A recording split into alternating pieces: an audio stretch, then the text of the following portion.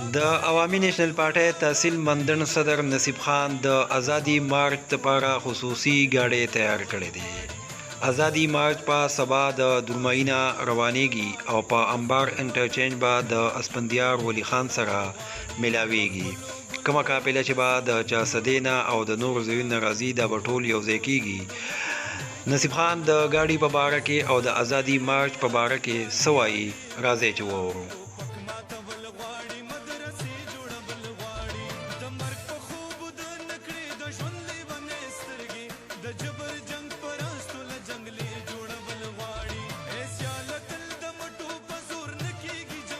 اعوذ باللہ من الشیطان الرجیم بسم الله الرحمن الرحیم.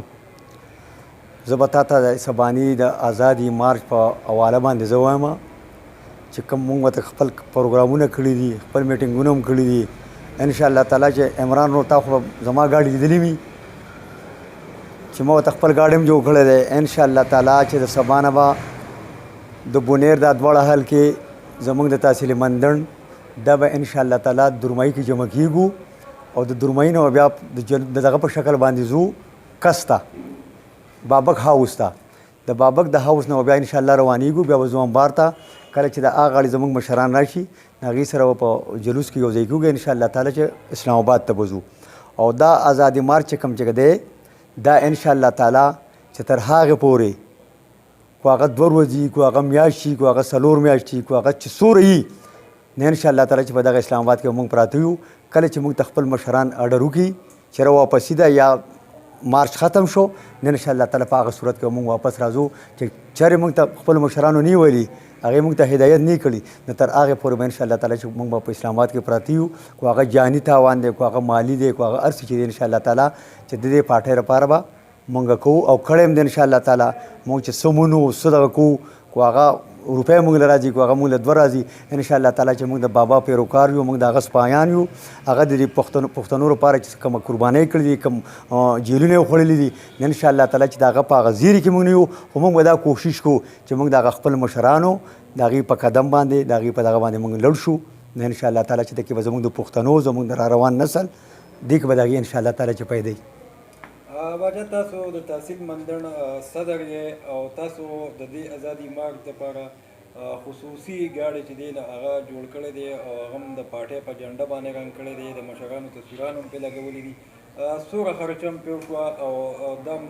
څنګه جوړ کړو، دا خیال هم څنګه راغی؟ بس دا خو زما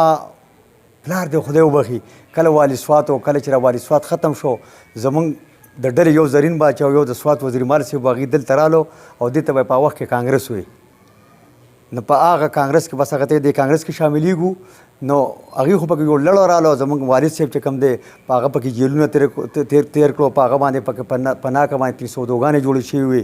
خو هغه د خپل نه دی وغوښتی چې څنګه هغه په دې پارټۍ ته پرې شوق کې او په دې پارټۍ ځان قرباني کړی و جیلونه پکې خوړلي او تر مرګه پورې نه انشاءالله تعالی چې دا زما دا عقیده ده چې انشاءالله تعالی چې تر مرګه پورې انشاءالله تعالی چې را روان نسل چې زما سره کوم دی هغه